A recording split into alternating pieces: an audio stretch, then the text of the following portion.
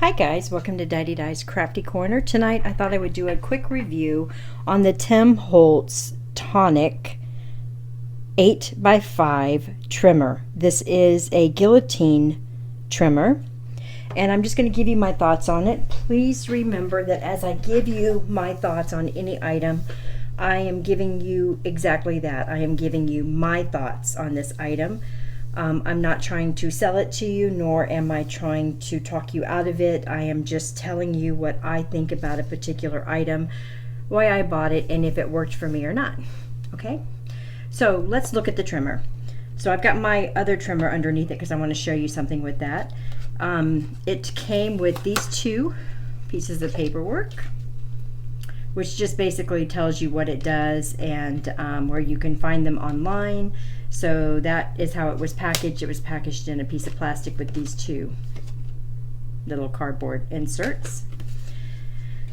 And then this is what it looks like. And actually, I'm going to move this one out of the way for a second. All right, so the reason that I got it was because I knew that it cut 8.5 inches. It cut paper that was 8.5 inches. That is wide. I was under the misunderstanding that it would cut an 8.5 by 11 piece of cardstock, which as you can see, it will not. So it'll cut it this way. Now, is this a deal breaker for me? No, it's not, and I'll tell you why.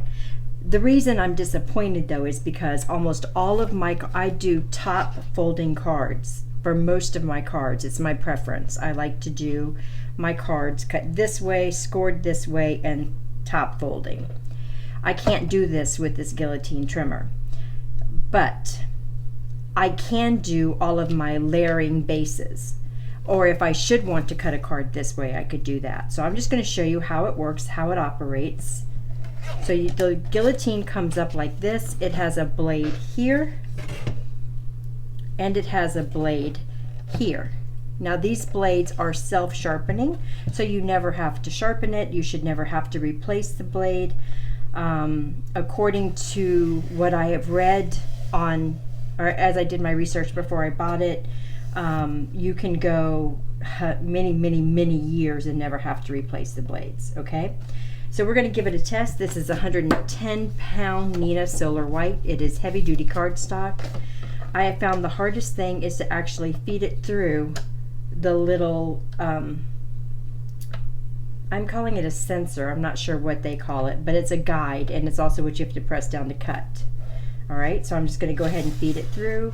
I'm going to go ahead and cut this as if it were going to be a 5.5 by 4.25 panel or a card.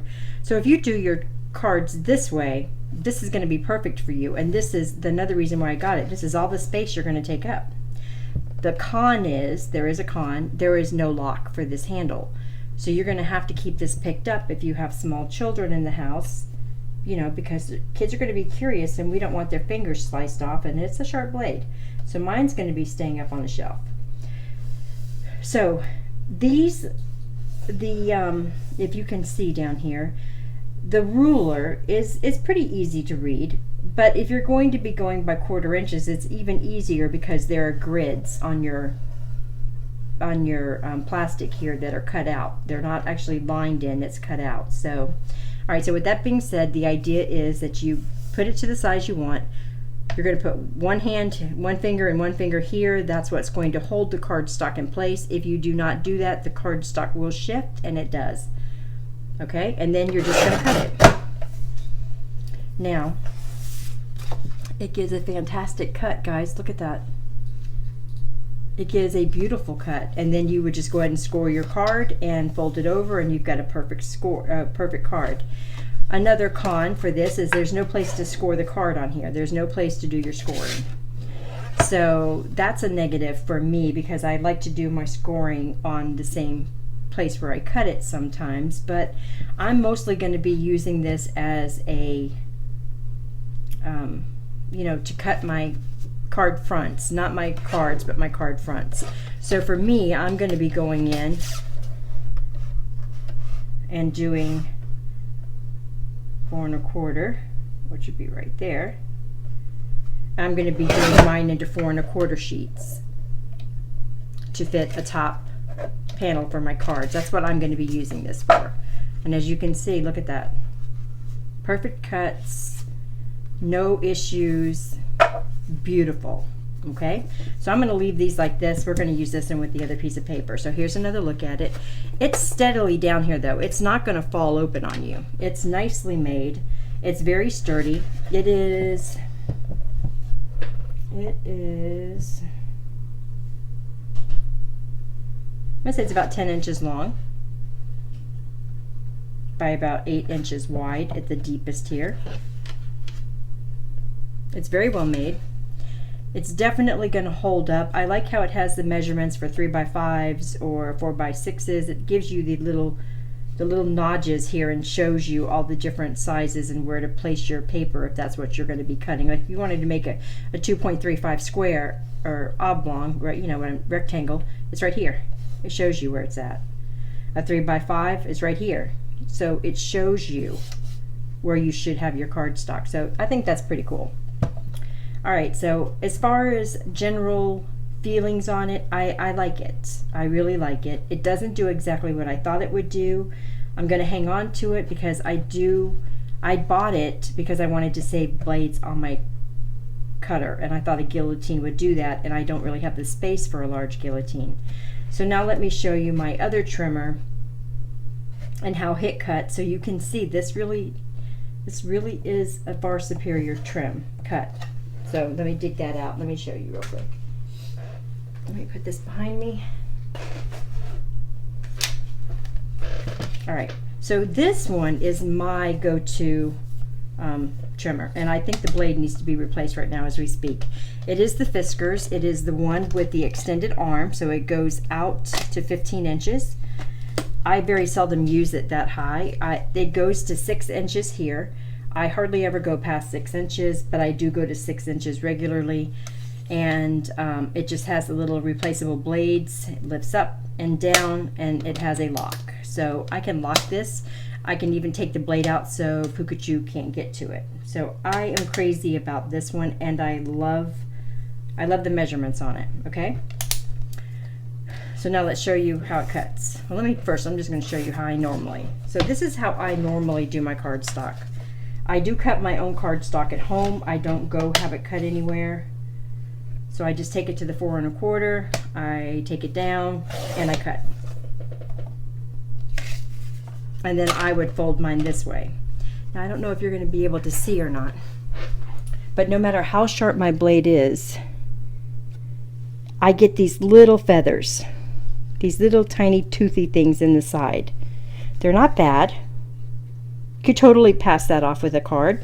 No problem. All I do is I just take a little piece of sand, a little nail file, and I file them down. And the other thing that I do is I take my Teflon bone folder, which is not in my reach, so we're just going to use this one, and I just smooth it down as well. I'll just take usually I use my Teflon one, and I just take it and I just smooth down those edges a little bit, and that just smooths them down. The other thing that I do is I use this for my scoring tool. It just saves me a little bit of aggravation, guys. One less thing I got to take out. That's definitely not right.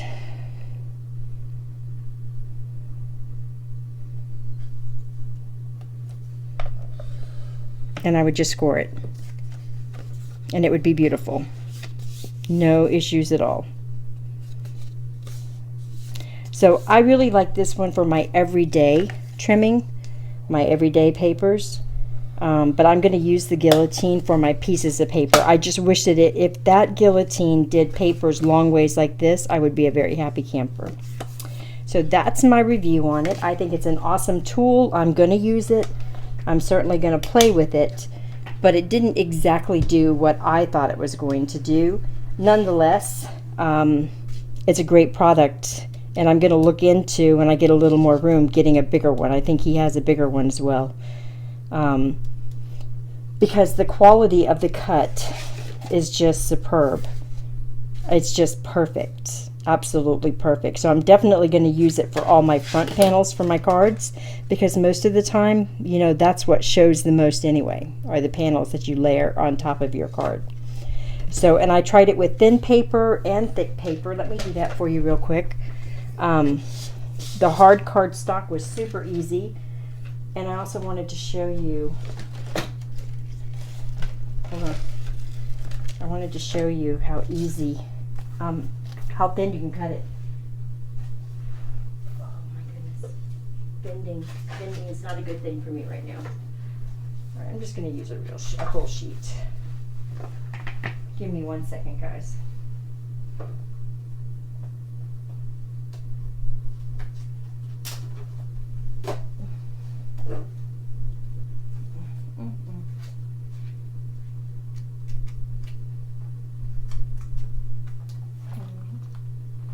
Here's one.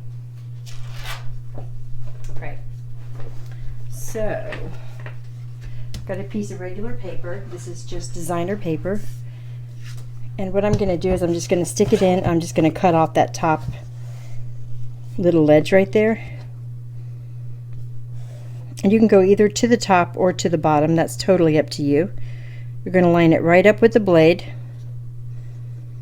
You're going to hold both those down and you're going to cut it off. Look at that. Okay, but let's say I just wanted one tiny little sliver. Let's just say I just needed a tiny little sliver.